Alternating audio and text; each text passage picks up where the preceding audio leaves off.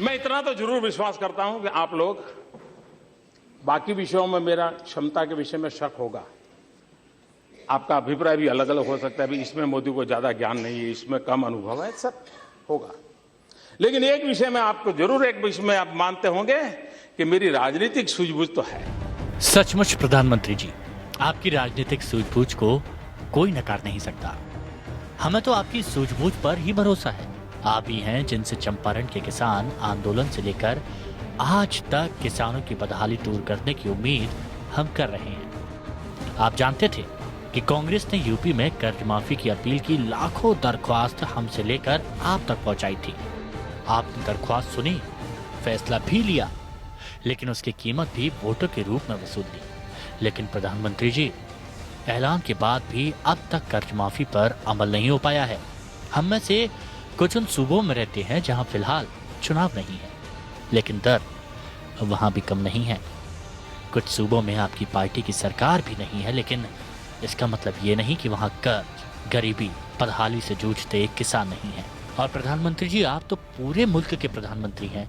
योग दिवस तो हमारे लिए वो सहयोग दिवस है जब हम आपको अपना एक हो चुके पेट पीठ दिखाना चाहते हैं। आधा पेट खाने से पेट पीठ खुद ब खुद एक हो जाता है।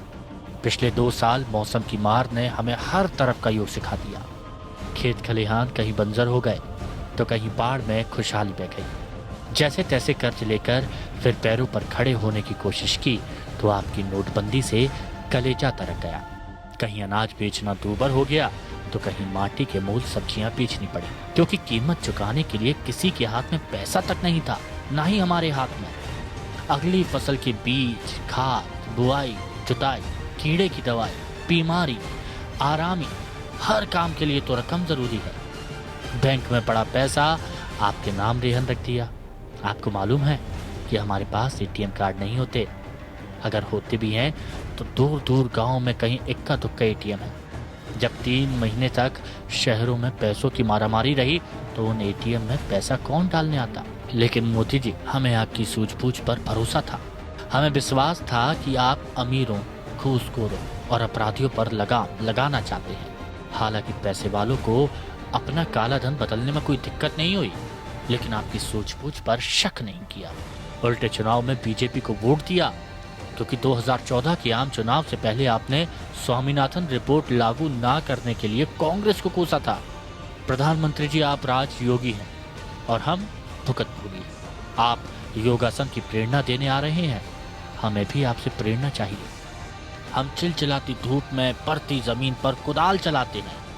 सर्दियों में छिछुरते पानी में बुआई और सिंचाई हमारी मजबूरी है। हाड़ तोड़ मेहनत भी हमारा कर्मयोग है।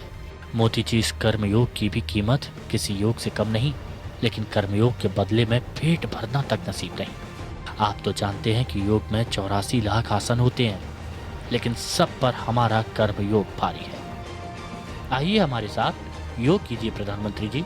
अष्टांग योग क्या होता है, सीखने के लिए इतने बड़े भव्य आयोजन की जरूरत नहीं है। सिर्फ आपके राज्य में खेती किसानी करने भर से रोग दूर हो जाते हैं, क्योंकि इस किसानी में यम, नियम, आसन, प्राणायाम, प्रत्याहार, धारणा, ध्यान और समाधि सब शामिल है।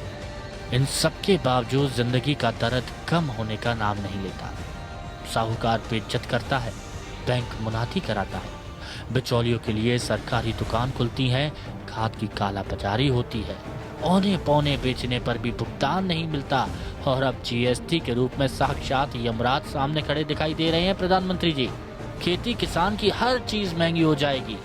सस्ती होगी तो सिर्फ हमारी जान, जिसे आपकी सरकार मंदसौर में ले चुकी है और आगे भी लेने को तैयार है। प्रधानमंत्री जी, हम आपको शवासन दिखाना चाहते हैं, क्योंकि ये आसन ही आजकल हमारी मजबूरी बन चुका है। हर दिन देश में 2-4 किसान मौत के फंदे से लटक कर झूल रहे हैं।